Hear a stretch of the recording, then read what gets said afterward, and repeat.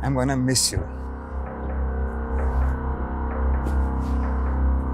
उम्र 55 की, लेकिन दिल बचपन का है तुम्हारा। 2 दिन के लिए तो जा रहे हो, महीनों के लिए नहीं। हाँ, लेकिन शादी के इतने सालों में भी 2 दिन भी मैं तुमसे दूर कहाँ रहा हूँ कभी। डॉक्टर हर्षवर्धन, मैं तो रेडी थी सूरत जाने के लिए, तुम ही ने तो मना किया ना। अब 2 दिन के लिए तुम मेडिकल कॉन्फ्रेंस में जाके क्या करती? नेक्स्ट मंथ मॉरिशस में एक मेडिकल सेमिनार है, उसमें चलेंगे ना साथ? ठीक है, चल बाय।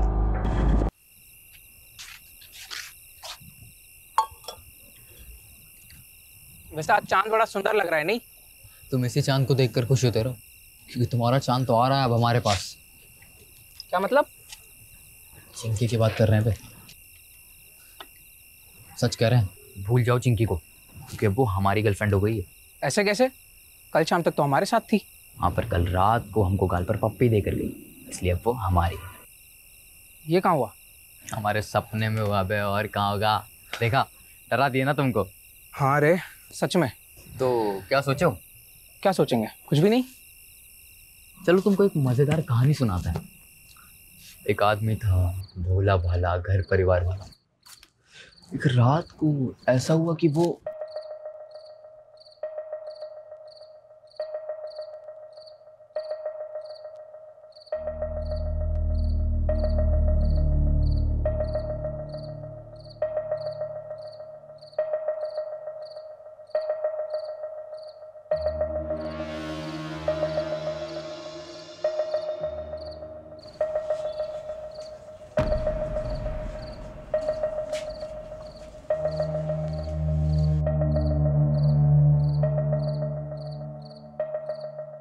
शमीम, ये इतनी रात को कहाँ जा रहे हैं? तुम सो जाओ ज़ेबा, जल्दी ही आ जाऊंगा। और इस थैले में क्या है? पानी की बोतल है, और क्या है? ज्यादा सवाल मत करो ज़ेबा, जल्दी ही आ जाऊंगा, तुम चुपचाप सो जाओ।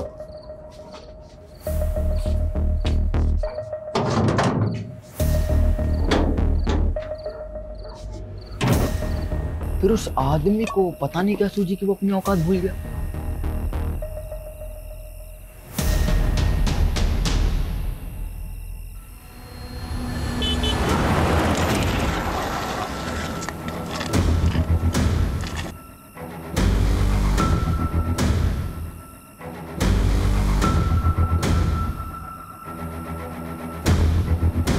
फिर क्या हुआ?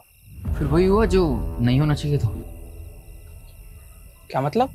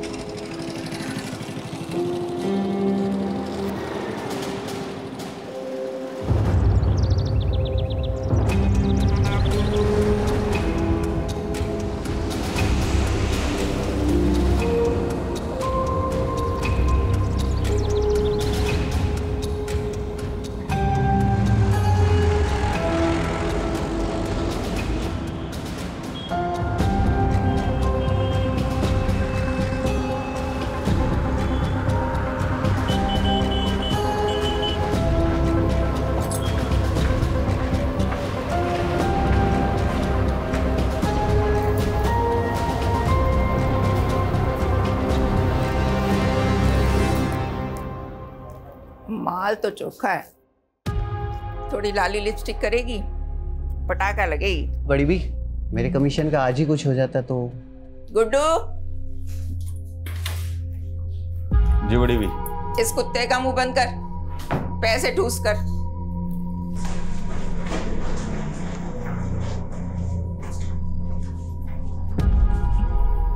आज से ही काम शुरू करना है, तब तक यहीं रहना होगा, समझी? मुंह में जबान नहीं है क्या? भूख लगी है? खाना नहीं खाएगी तो रात भर कैसे टिकेगी? मैं खाना भिजवाती हूँ तुम्हारे लिए।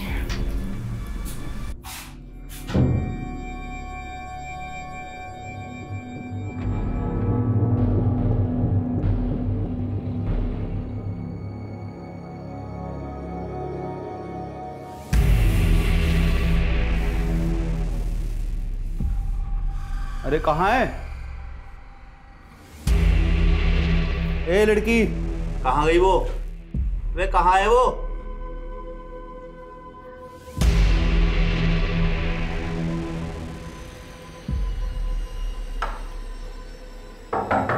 लड़की, ए लड़की, चल। बनी भी, एकदम चुप। क्या हो गया? चल अंदर चल। कौन है तू? अब तेरा बड़े घर जाने का टाइम आ गया। यादव, शिला सेफ है, जल्दी से आ जाओ। अरे मैडम जी, हम तो सोशल वर्कर हैं, गरीब बच्चियों को काम दिलाते हैं। आपको कोई गलतफहमी हुई है। चुप! तेरा पूरा काला चिट्ठा है हमारे पास।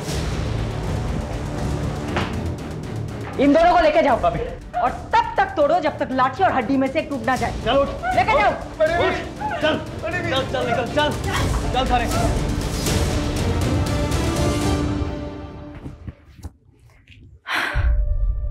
श्वेता बेटा, ठीक हो तुम? कुछ नहीं होगा तुम्हें, ओके? तुम सेफ हो। जल्दी से अपने मम्मी पापा के पास पहुंच जाओगी। डोमेस्टिक हेल्प सर्विस एजेंसी के नाम पर झारखंड, बिहार और नॉर्थ ईस्ट की लड़कियों को लाया जाता था और उन्हें डराकर, नशे की आदत डालकर प्रोस्टिट्यूशन में ढकेला जाता था। कौवा से वे अंडे, कोयला के लेवे। तू जलेबी ना तल चौधरी, सीधा बोल।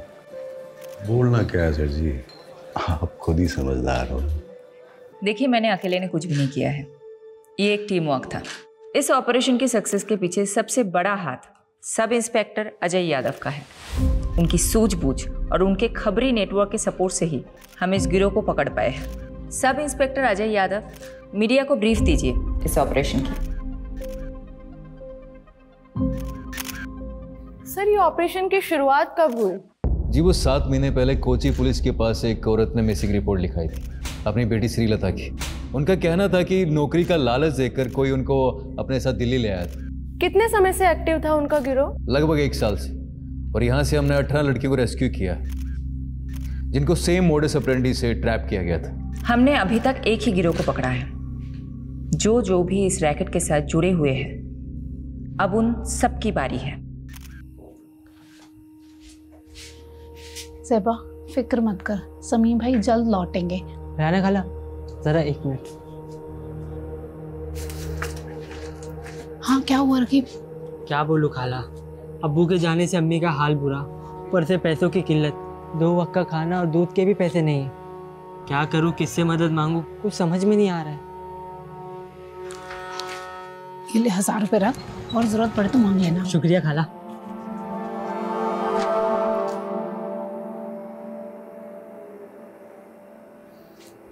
अजीज, शमीम का कुछ पता चला क्या? पुलिस ने कहा है कि वो पता लगाएगी शमीम का। वैसे मुझे नहीं लगता वो लोग कुछ करेंगे।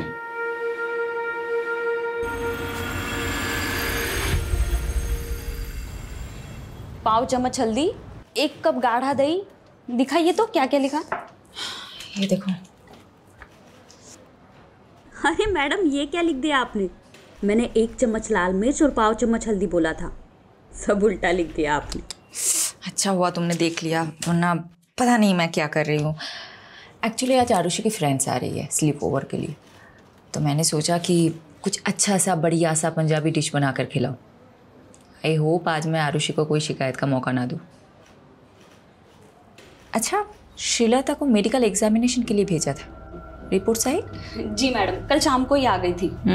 तो नहीं हुआ था उसके साथ, बट काफ़ी मात्रा में उसको दिए गए थे। डॉक्टर ने बोला है कि 2-3 दिन ऑब्जर्वेशन में रखेंगे। चलो मैं रेसिपी ख़त्म करती हूँ। Hello, what?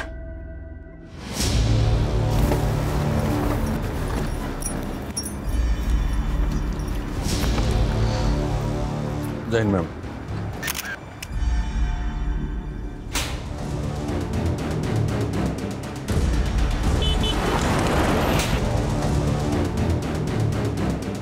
Solanki, mobile, wallet, ID card कुछ मिला?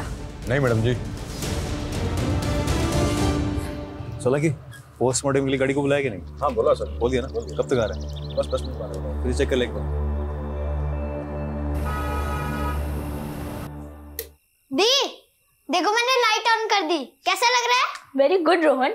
जब तू बड़ा होगा तेरे फ्रेंड स्लीप ओवर के लिए आएगा ना, मैं अभी चुपचाप लिविंग रूम में चली जाऊंगी। Living room? मैं तो जाऊँ लिविंग रूम में? एक ही रात की तो बात है रोहन।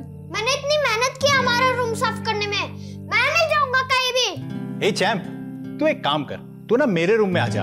ये लोग गर्ल्स नाइट आउट करेंगे तो हम भी बॉयज नाइट आउट करेंगे। मतलब मम्मी आज फिर से डिच करने वाली है? एक और झूठा प्रॉमिस किया मम्मी ने। जाने देना आरू, ये सोच कि तेरी फ्रेंड कितनी लकी है। अगर तेरी मॉम होती तो वो फिर से नई पंजाबी डिश ट्राई करती और हम लोगों को खिलाती, और हमें भी छोटी मोटी तारीफ करनी पड़ती। अभी एक काम करते, तुम लोगों का रूम फिर से सेट करते। ओके, चलो चलो चलो चलो। क्राइम सीन के पास और कुछ नहीं मिला, मर्डर वेपन भी नहीं। मैडम, पोस्टमार्टम रिपोर्ट आ गई। तो विक्टिम की उम्र 45 से 50 के बीच में, और बॉडी पे 10 से ज्यादा घाव थे। तो घाव को देख के ऐसा लगता है जैसे तेजदार शूले से किए गए। मर्डर कब हुआ होगा? बॉडी तो काफी सड़ चुकी है, देख के लगता है 4 से 5 दिन तो हो ही क्यों। मैडम एक काम करता हूँ, विक्टिम के डिस्क्रिप्शन से मेल खाती हुई मिसिंग रिपोर्ट में आसपास के थाने में चेक करवाता हूँ। वैसे मैडम, मैं एक बात बताना भूल गई। हॉस्पिटल से कॉल आया था, श्रीलता की हालत अब काफी बेहतर है। 1-2 दिन में डिस्चार्ज मिल जाएगा और परसों की ट्रेन है उसकी। पारुल एक काम करना, कल तुम श्रीलता से मिलना। और ये लो, इस पैसों से उसे एक मोबाइल खरीद देना। और परसों तुम खुद जाना उसे स्टेशन छोड़ने। ओके? शेल्टर होम की केयरटेकर जाने वाली मैडम। फिर भी जाना है तुम्हें। यादव सर ना सही कहते, आप हर केस को काफी पर्सनली क्यों ले लेते हो?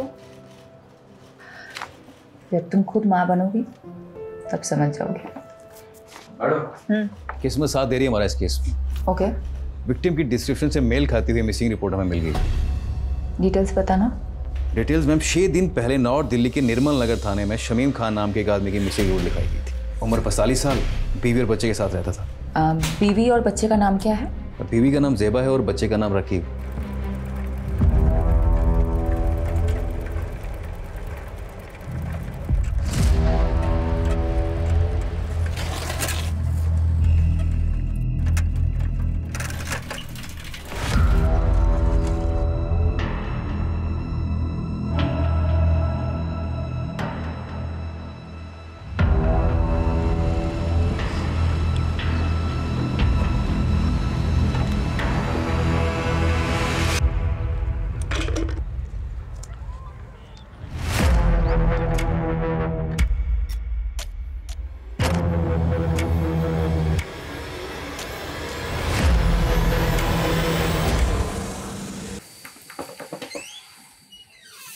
भाटी सर, आपने बुलाया मुझे? इधर आ, ये देख जरा। क्या हुआ सर? धोखा है मेरे साथ, धोखा। नहीं सर, मैं तो रोज 9 घंटे की पाली खत्म करके ही निकलता हूँ। तो झूठ बोलता है। नहीं सर। ऊपर से काम चोरी करता है। अब ध्यान रख ले, अगले 1 महीने तक तूने ओवर टाइम करके मेरा हिसाब पूरा करना है। अगर कुछ गड़बड़ हुई तो याद रख, तेरा वही हाल होगा जो शमीम का हुआ था। समझा?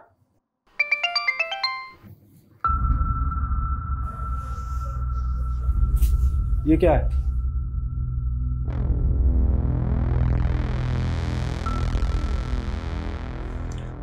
पहले शमीम कहीं चले गए और अब रकीब का भी पता नहीं।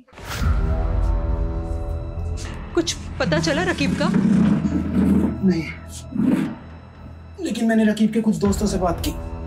रकीब ने किसी को 1000 रुपए दे के बंदूक खरीदी है। रकीब बंदूक क्यों खरीदेगा?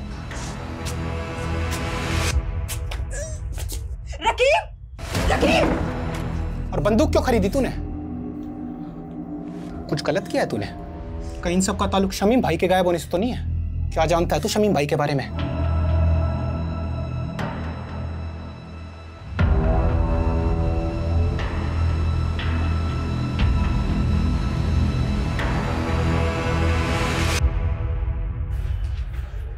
खोलो। नहीं, ये मेरे शौहर नहीं है। ये शमीम भाई नहीं है मैडम। चलो ज़ेबा। रुकिए। सोलंकी।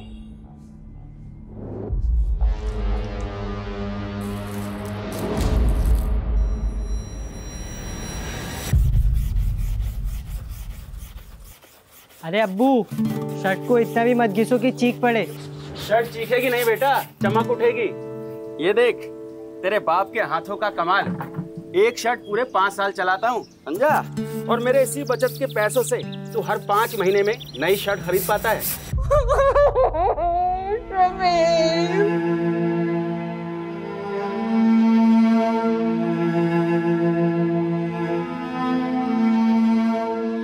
देखिए, मैं जानती हूँ ये सही समय नहीं है बात करने का, लेकिन शमीम की हत्या हुई थी और हत्या को 6 दिन हो चुके हैं।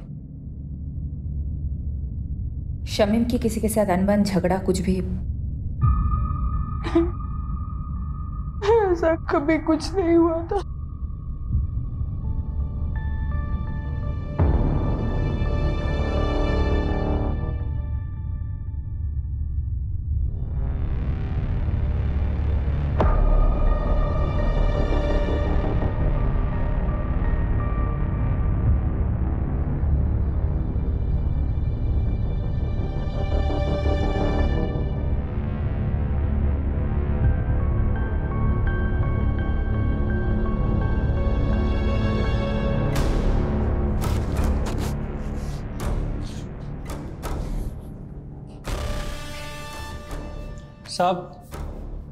साहब वो बड़े साहब से मिलना था। नाम क्या है तुम्हारा? बाबू। बाबू पक्का यही था वो? कितनी बार बताया साहब, 100% यही था। 2 आदमियों ने इसे पीछे से पकड़ रखा था और एक आदमी इसको चाकू मार रहा था। हमारे पास इतने दिन बाद क्यों आए? मैडम जी, दिल्ली में नया हूँ और किसी को जानता भी नहीं, और फिर पुलिस स्टेशन में आने से हर कोई डरता भी तो है। तो फिर बाबू अचानक तेरी अंतरात्मा कैसे जागे? हाँ साहब, पेपर में पढ़ा कि इसका कातिल अभी तक नहीं मिला, तो मुझे ख्याल आया कि वो किसी का पति, किसी का भाई होगा शमीम, और उसे इंसाफ तो मिलना चाहिए ना। और मैम, मुझे किसी लफड़े में नहीं फंसना। बाबू, मेरी बात अच्छे से सुनो जी। इस शमीम को 3 लोगों ने मारा है। उनका हुलिया पहचान सकते हो? चित्र बनवा सकते हो? शक्ल तो याद है मुझे मैम, रोज रात को सपने में आते हैं तीनों कमीने।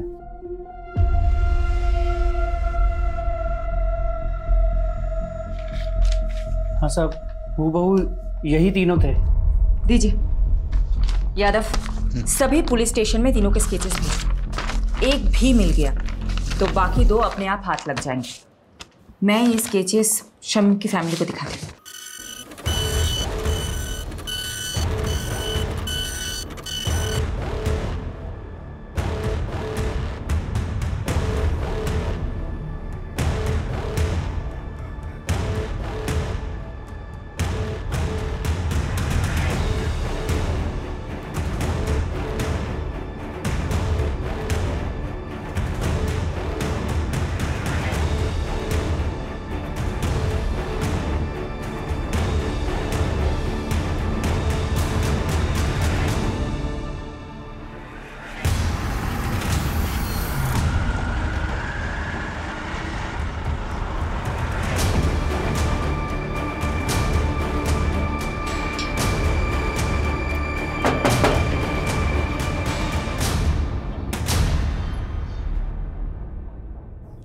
सेबा, तुमने हमें बताया था कि शमीम की किसी के साथ दुश्मनी नहीं है, लेकिन हमें एक आई विटनेस मिला है जिसने 3 लोगों को शमीम को मारते हुए देखा था। तीनों कुछ ऐसे दिखते हैं। मैंने इन्हें पहले कभी नहीं देखा।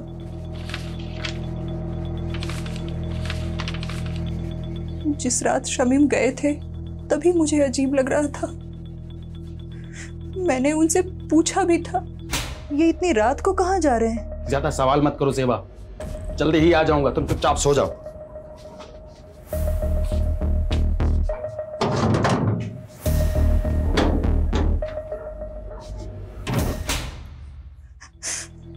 बस थैली लिए और चले गए। मैडम, ये बात मिसिंग रिपोर्ट में नहीं थी और ना ही कोई ऐसा बैग मिला क्राइम सीन पे। क्या था उस थैली में? शमीम ने बोला कि पानी की बोतल है, पर हाँ, जिस दिन से वो गए हैं मेरे घर से एक छुरा गायब है। सेबा, तुम्हें कुछ भी याद है हमें बताना, ओके? जी। राकीब, तुम हमें कुछ बताना चाहते हो? ये चोटें कैसे लगी है तुम्हें? वो कल रात मेरे दोस्त करीम से लड़ाई हो गई मेरी। शमीम घर से छुरा लेके निकला था, कहीं ऐसा तो नहीं शिकारी खुद ही किसी का शिकार हो गया? हो सकता है मैडम। वैसे राकीब का घाव देखकर मुझे तो लगा कि वो जरूर कुछ ना कुछ जानता होगा। सकते से पूछे क्या? नहीं नहीं, माइनर है, कोई और तरीका आजमाना होगा। यादव कहाँ है? बोल तो रहे थे कि यही आएंगे, पूछती हूँ। काट दिया, कोई और एंगल टटोल रहा होगा। यही तो करता है वो। ये क्या है? शमीन खान आपकी फैक्ट्री का वर्कर था। इन तीनों में से किसी एक ने उसको मारा हो सकता है। तो इन तीनों में से आपकी फैक्ट्री का कोई था, आप जानते होंगे? 150 वर्कर है मेरी फैक्ट्री में।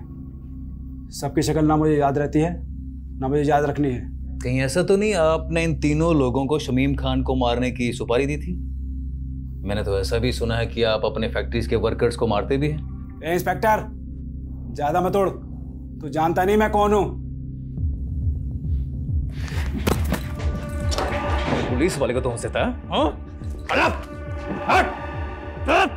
चल, बहुत आकड़ है ना तेरे में, आज सब निकालता हूं। चल चल।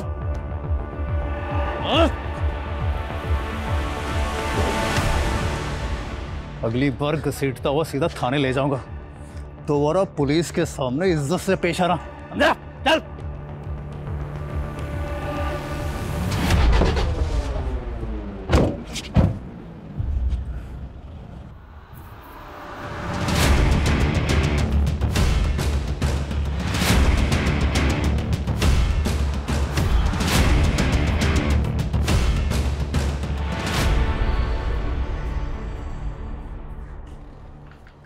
श्रीलता की रात की ट्रेन है ना?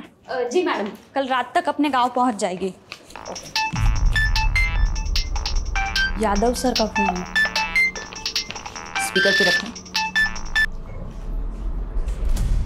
हेलो सर, कहाँ हो आप? शमीम जिस फैक्ट्री में काम करता था वहीं गया था पूछताछ करने के लिए। पर पारुल एक काम करना, अभी मैडम को मैं बताना। यादव, फोन स्पीकर पे है। सॉरी मैडम, वो मैं पूरी इन्वेस्टिगेशन होने के बाद आपको बताना चाहता था। क्या बोलूं तुमको? Okay.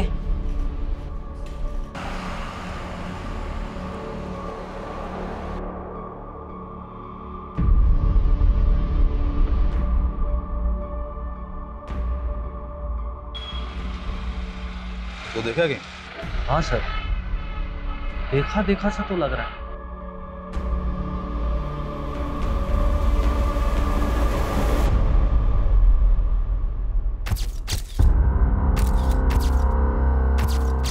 Meenakshi, I'm gonna miss you. उम्र 55 की लेकिन दिल बचपन का है तुम्हारा। 2 दिन के लिए तो जा रहे हो, महीनों के लिए नहीं। हाँ, लेकिन शादी के इतने सालों में भी 2 दिन भी मैं तुमसे दूर कहाँ रहा हूँ कभी। डॉक्टर हर्षवर्धन, मैं तो रेडी थी सूरत जाने के लिए, तुम ही ने तो मना किया ना। अब 2 दिन के लिए तुम मेडिकल कॉन्फ्रेंस में जाके क्या करती? नेक्स्ट मंथ मॉरिशस में एक मेडिकल सेमिनार है, उसमें चलेंगे ना साथ? ठीक है, चल बाय।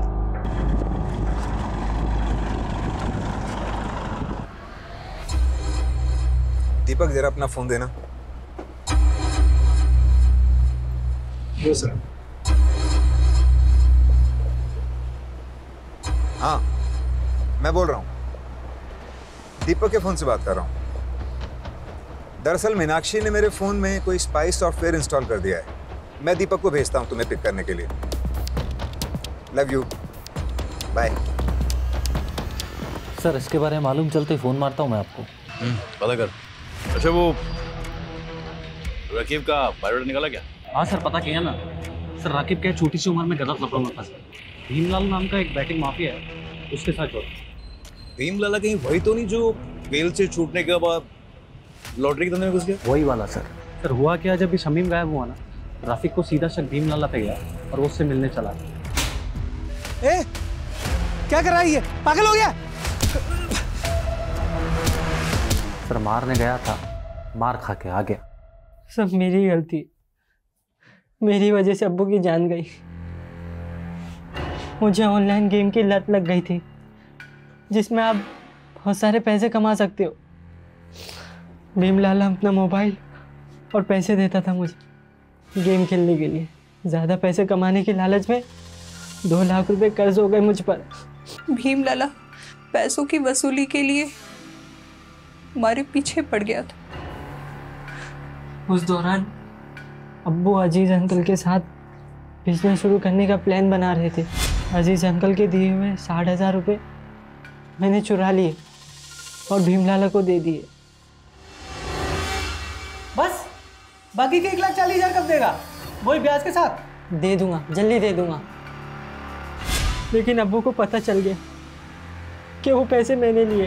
पता क्या क्या तूने तेरी वजह से सब कुछ हुआ है। माफ कर दो। क्या जवाब दूं अजीज भाई को? मुझे मारो। क्या कर रहा है? पागल हो गया है क्या? सुन बेटा, क्या हुआ है? हाँ, हमें बता क्या हुआ है। हम कोई तरकीब निकालेंगे। बोल बेटा। लाला जी, मैं धीरे धीरे आपका सारा कर्ज चुका दूंगा।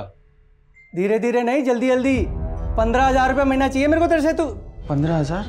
पर लाला जी इतनी तो मेरी कमाई भी नहीं है, कहाँ से लाऊंगा मैं 15,000?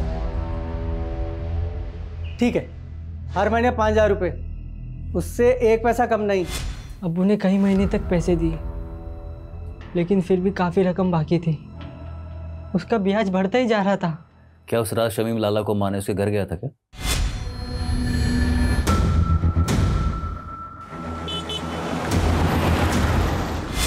ताकि उसका कर्ज ना चुकाना पड़े? लगता तो ऐसे ही है मुझे, इसलिए मैं लाला से अब्बू की मौत का बदला लेना चाहता था। यादव, बस करो। कितना मारोगे? मर जाएगा ये। देखो लाला, ये बहुत जिद्दी है, इसलिए तुम्हारे लिए यही अच्छा होगा कि तुम सब सच बता दो, नहीं तो ये तुम्हें मारता ही रहेगा। मैंने नहीं मारा शमीम को, आप खुद ही सोचो। सोने का अंडा देने वाली मुर्गी थी वो, मैं उसे क्यों मारूंगा भला? क्योंकि शमीम तुम्हें मारने आया था, इसलिए तुमने अपने उन 3 साथियों के जरिए उसे मरवा दिया। मैडम, ये देखो। मैं इन तीनों को नहीं जानता। लगता है जैसे इसे मारने का शौक है, तुम्हें मार खाने का शौक है। ठीक है, करते रहो अपने अपने शौक पूरे। चलो चालू हो जाओ। I will call you back. Deepak. जी मैम। साहब को छोड़ा है एयरपोर्ट? जी मैम, छोड़िए। रास्ते में कहीं रुके थे? नहीं तो मैडम, घर से सीधा क्लिनिक और फिर क्लिनिक से शाम को एयरपोर्ट। तो गाड़ी रोहिणी में क्या कर रही थी दोपहर को? कार का जीपीएस मेरे फोन से कनेक्टेड है। झूठ मत बोलना। क्या साहब की माशूका रोहिणी में रहती है? ये सब आप मुझसे मत पूछिए, मैं आपको इस बारे में कुछ नहीं बता सकता, प्लीज। दीपक, दीपक।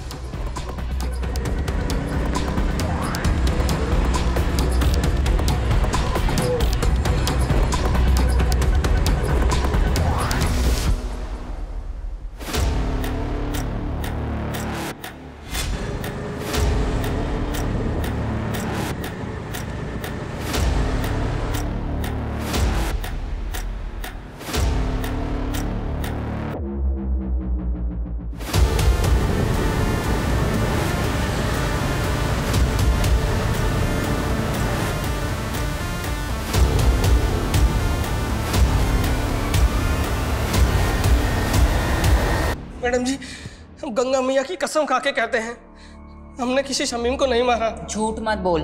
हमारे पास चश्मदीद गवाह है जिसने तुझे शमीम का मर्डर करते हुए देखा है, और तेरे साथ ये दोनों थे। कौन है ये दोनों? मैं नहीं जानता मैडम, और जब हमने खून ही नहीं किया है तो देखा किसने? सपने में। गुनाह कबूल करने में जितना टाइम लगाएगा ना, तेरे लिए मुश्किल उतनी बढ़ती जाएगी। मैडम जी, हम रिक्शा चलाकर गुजारा करते हैं और हमने आज तक कोई गलत काम नहीं किया है, और आप तो हम पे सीधा मर्डर का आरोप लगा रहे हैं। मैडम,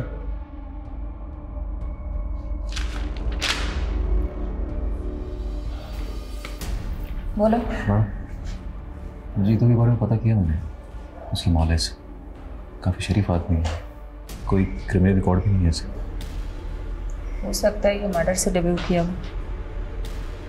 इसे थोड़ी अपनी वाली ट्रीटमेंट दो, शायद सच उगल दे। तो मैं पारुल को बोलती हूँ शहर के सारे पुलिस स्टेशन में पता करें जीतू का कोई क्रिमिनल रिकॉर्ड है या नहीं।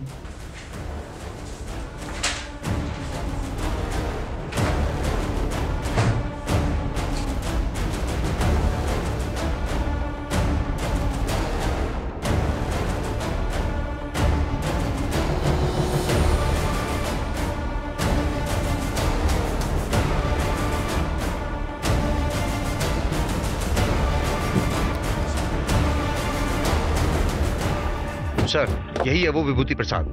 अरे कुछ नहीं किया तूने, वैसे घुमाने लेके जा रहे हैं। मैंने क्या किया साहब? लेके चल इसको। मुझे कहाँ लेके जा रहे हो? लेके चल इसको। जैसी करनी वैसी भरनी।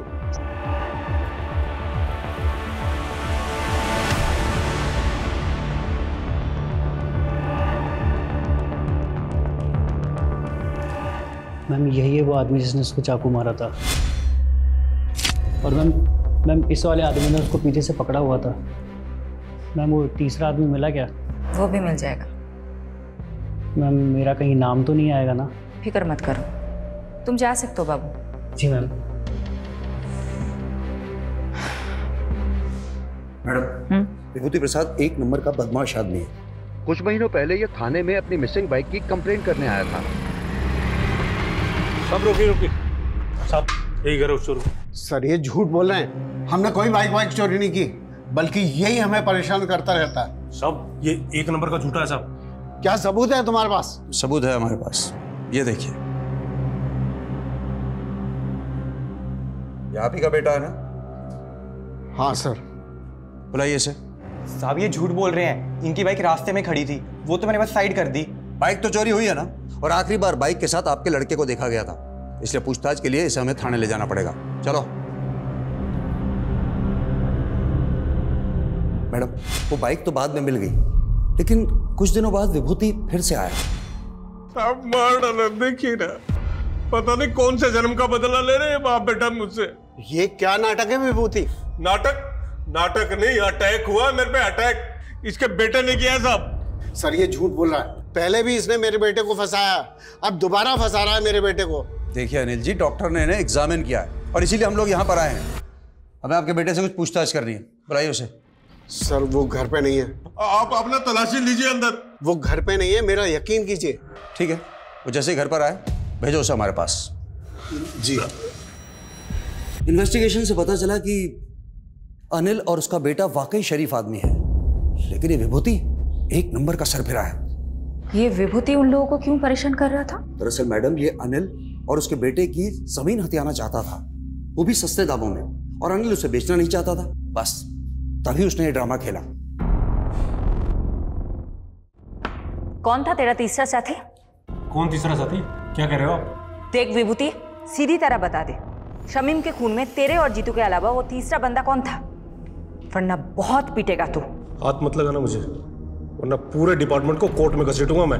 तू यहाँ से जाएगा तब ना। तुझे क्या लगता है छोटा केस फाइल करना सिर्फ तुझे ही आता है? हम भी कर सकते हैं। मैडम फोन है आपके लिए।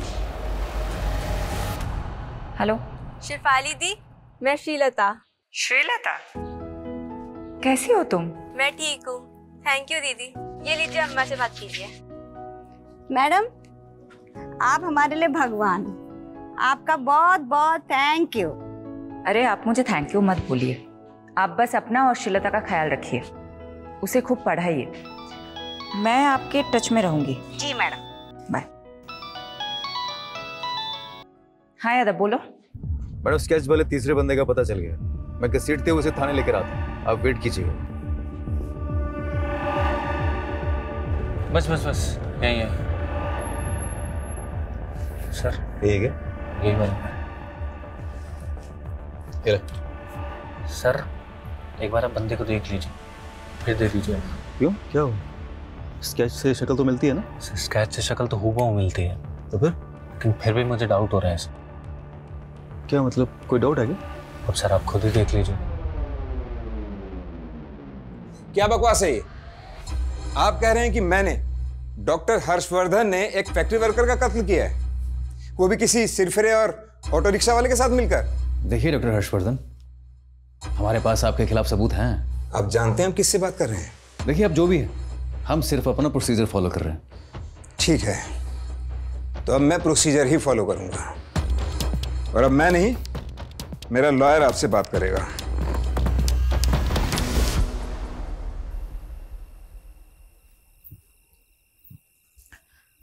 ये लो। हाँ हाँ, सब हंस रहे हैं मुझ पर, तुम भी हंस लो। सॉरी शिफाली, लेकिन ये तुम्हारा यादव है ना, जोश में होश को बैठता है। गलती सबसे होती है, इट्स ओके। ये गलती नहीं, ब्लंडर था। सीमोन किसी आई विटनेस ने बोल दिया और तुम लोग शहर के नामी डॉक्टर हर्षवर्धन को अरेस्ट करने के लिए निकल पड़े। क्या फायदा हुआ? 5 मिनट में उसका वकील उसकी बेल करा के चला गया। तुम वकील लोग ना कभी पुलिस की प्रॉब्लम नहीं समझोगे। तुम लोगों को मजा आता है कानून के लूप होल्स को निकाल के मुजरिम को बचाने में। तो अब तुमने ये डिसाइड कर लिया कि डॉक्टर हर्षवर्धन मुजरिम है? नहीं, मैं एक जेनरिक बात कर रही थी। देखो, डॉक्टर हर्षवर्धन को हमने पूछताछ के लिए बुलाया, उसका एक बेस था, एक आई विटनेस है जिसने सस्पेक्ट का स्केच बनवाया है। वो हुलिया बिल्कुल मैच करता है डॉक्टर हर्षवर्धन से। इस ब्लाइंड केस में ये एक ही तो स्ट्रॉन्ग पॉइंट है हमारे पास। एक सेकंड, अब मुझे समझ में आ रहा है, अब मुझे एक्चुअल में समझ में आ रहा है क्यों हम गोल गोल घूम रहे थे इस केस में। Thank you for your help. Sorry madam, मेरी वजह से आपको कमिश्नर सर से बात सुननी पड़ी। यादव, ये सब कुछ छोड़ो। पारुल, मुझे इतना बताओ, विभूति प्रसाद, ऑटो ड्राइवर जीतू और डॉक्टर हर्षवर्धन, इन तीनों के कॉल रिकॉर्ड्स चेक किए? जी मैडम, शक करने वाली कोई बात नहीं मिली। इन तीनों के बीच में कोई कम्युनिकेशन? पिछले 1 साल के कॉल रिकॉर्ड्स में तो इन लोगों की आपस में कोई बात नहीं, और ना ही इन तीनों में से किसी का फोन लोकेशन क्राइम सीन के पास मिला। नाउ थिंक, तीनों अलग अलग एरिया के लोग हैं। इन तीनों का आपस में या शमीम के साथ दूर दूर तक कोई कनेक्शन नहीं मिला। इन तीनों को शमीम से जोड़ने वाला एक ही इंसान है, बाबू। और एक खास बात, ये आई विटनेस बाबू खुद चलकर हमारे पास आया था, राइट?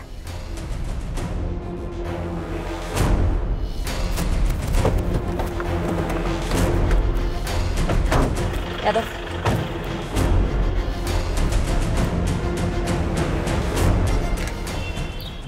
आसपास पता करो बाबू कहाँ है।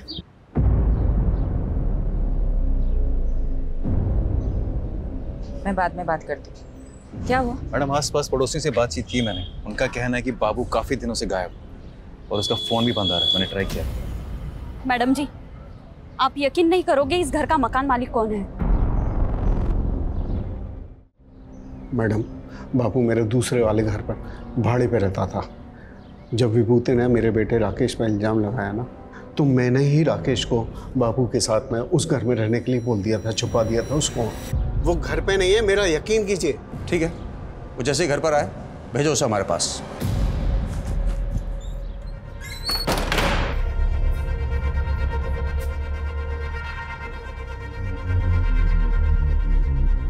हाँ राकेश, तुम जहाँ हो वहीं रहना, तुम अभी घर मत आना। फिर मैडम, राकेश ने बाबू को विभूति के बारे में सब कुछ बता दिया कि वो कैसे हमको तंग करता था। बाबू ने हमको कहा कि वो हमारी मदद करेगा, और बाबू ने झूठी गवाही दी ताकि विभूति पर खून का इल्जाम लग जाए और आप उसे सबक सिखा सके, राइट? जी हाँ मैडम, लेकिन मैडम आप नहीं जानती कि विभूति ने हमको किस कदर तंग करके रखा हुआ था। अच्छा, ये बात बताओ, बाबू ने फोकट में मदद की तुम्हारी? जी मैडम। ये बाबू कहाँ है? मैडम पता नहीं, 3-4 दिन से घर बंद करके कहीं गायब हो गया मैडम।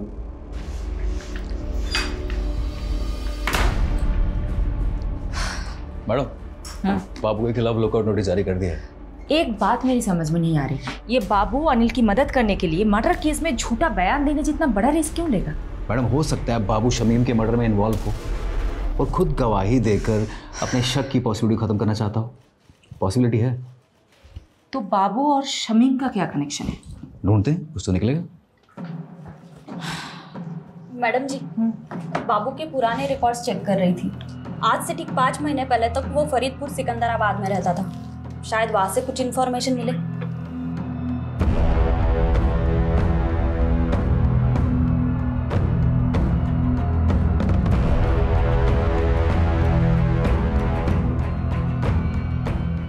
मैडम बाबू और बिलाल इसी गांव का रहने वाला था। 16 साल की उम्र में उसने अपने दोस्त की हत्या की थी। तब से वो गांव छोड़ के फरार हो गया था। सबूत ना होने की वजह से आरोप कभी साबित ही नहीं हो पाया और आज तक ये नहीं पता चल पाया कि बाबू ने अपने दोस्त को मारा क्यों। लेकिन यादव, बाबू के पास्ट के साथ शमीम का क्या कनेक्शन है? शमीम से कोई कनेक्शन नहीं है मैडम, लेकिन रेहाना से। अजीज की बीवी रेहाना बाबू की कजन थी।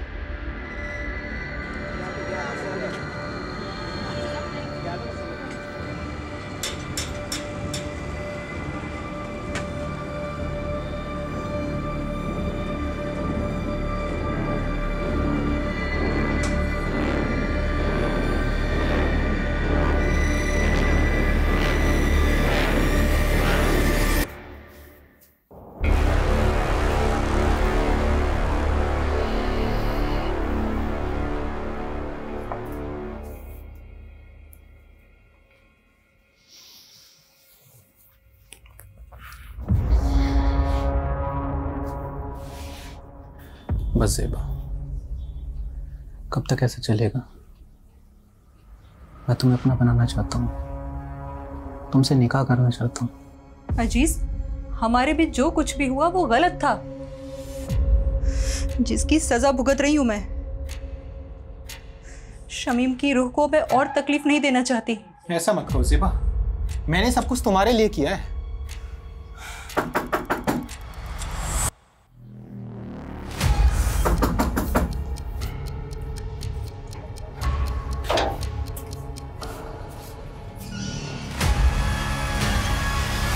अजीज चल, अब आगे की खातिरदारी तेरी जेल में करते। मैं हमेशा से ज़ेबा को पसंद करता था। जब भीम लाला ने शमीम से पैसे हटने शुरू किए तो शमीम काफ़ी चिड़चिड़ा रहने लगा था। वो बात बात पर गुस्सा करता था। मुझे उसकी फिक्र होने लगी तो मैंने एक रोज़ ज़ेबा से बात करने का सोचा। अजीज, मेरी मुश्किलें तो ख़त्म होने का नाम ही नहीं ले रही हैं। रकीब की नादानी ने सब बर्बाद कर दिया। शमीम दिन रात काम करते हैं। मुझे कहीं ना कहीं अंदाजा था कि ये मसला पैसों का है।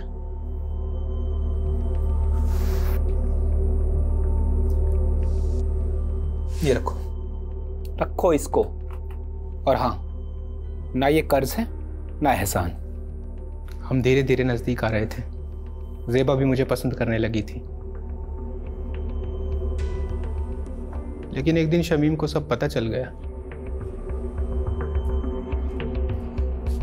ज़ेबा, ज़ेबा, दरवाजा खोल, दरवाजा खोल ज़ेबा। अजीज, शमीम, मुझे माफ कर दीजिए, मैं आपके हाथ जोड़ती हूँ। गलती हो गई शमीम, माफ कर दीजिए, हमसे बहुत बड़ी गलती हो गई, माफ कर दीजिए शमीम। उस दिन के बाद से सब खत्म हो गया था। ज़ेबा ने मुझसे मिलना छोड़ दिया था, लेकिन मेरे जहन में दिन रात सोते जागते सिर्फ ज़ेबा का ही ख्याल था। तो ज़ेबा को पाने के लिए शमीम को रास्ते से हटाने का प्लान बनाया तुमने? हाँ, बाबू मेरी बीवी रेहाना के गांव का रहने वाला था। गांव में उस पर एक हाफ मर्डर का केस भी चल रहा था। मैंने उससे मदद मांगी। वो 2 लाख रुपए के बदले शमीम का काम तमाम करने को तैयार हो गया। रेहाना जानती थी इसके बारे में? नहीं, सारा प्लान मेरा और बाबू का था। प्लान के मुताबिक मैं एक दिन शमीम से मिलने गया।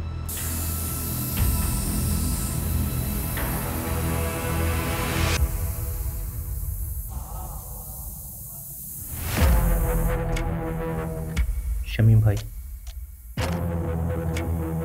मैं अपनी गलती पे बहुत शर्मिंदा हूँ, इसीलिए मैंने शहर छोड़कर हमेशा के लिए मुंबई जाने का फैसला किया है।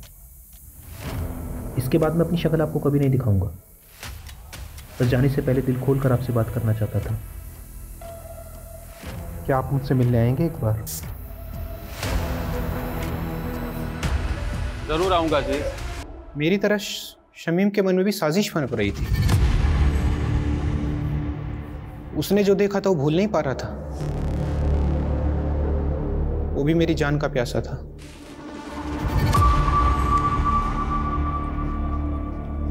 अरे शमीम भाई, बहुत बहुत शुक्रिया आप आए, सच बहुत खुशी हुई। और अब अफसोस होगा कमीने, छोड़ूंगा नहीं। तूने मेरे साथ गद्दारी माफ करना शमीम भाई। लेकिन ज़ेबा सिर्फ मेरी हम जानते थे कि एक न एक दिन आप हम तक जरूर पहुंचोगे, इसीलिए बाबू ने आई विटनेस बनने का प्लान बनाया ताकि आपको भटका सकें। बाबू ने विभूति प्रसाद, जीतू और डॉक्टर हर्षवर्धन का नाम क्यों लिया था? ऐसा कुछ सोचा नहीं था। बाबू के दिमाग में जो हुलिया आया वो बयां करता चला गया। इरादा सिर्फ आपको भटकाने का था।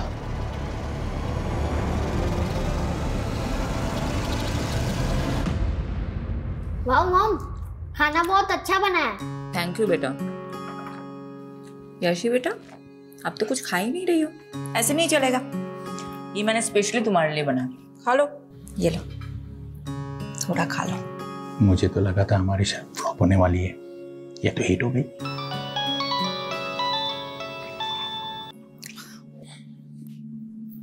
हाँ यादव, बोलो। मैडम, बाबू पकड़ा गया, माऊ में जाकर छिपा था। उसने बताया जीतू और डॉक्टर हर्षवर्धन का नाम क्यों लिया था? बदला लेने के लिए। बड़ी अजीब कहानी है मैडम। बाबू जब पहली बार शहर आया था तो उसने जीतू का रिक्शा लिया था और सिर्फ 15 रुपए के लिए दोनों में बहस हो गई। क्या 15 रुपए के लिए बाबू ने जीतू को मर्डर केस में फंसाया? जी मैडम, और डॉक्टर हर्षवर्धन के क्लिनिक में बाबू ने उसकी नर्स को छेड़ दिया था, जिसलिए डॉक्टर हर्षवर्धन ने उसको बहुत जलील किया था सबके सामने, और उसका बदला लेने के लिए उसने डॉक्टर हर्षवर्धन को बलि का बकरा बना दिया इस मर्डर केस में। लोग कितनी छोटी बात गांठ बात लेते हैं। चलो अच्छा है, ये केस तो सॉल्व हुआ। अब मैं चैन से अपनी फैमिली के साथ खाना खा सकती हूँ। अरे बिल्कुल madam. Good job Yadav. Thank you madam. Bye.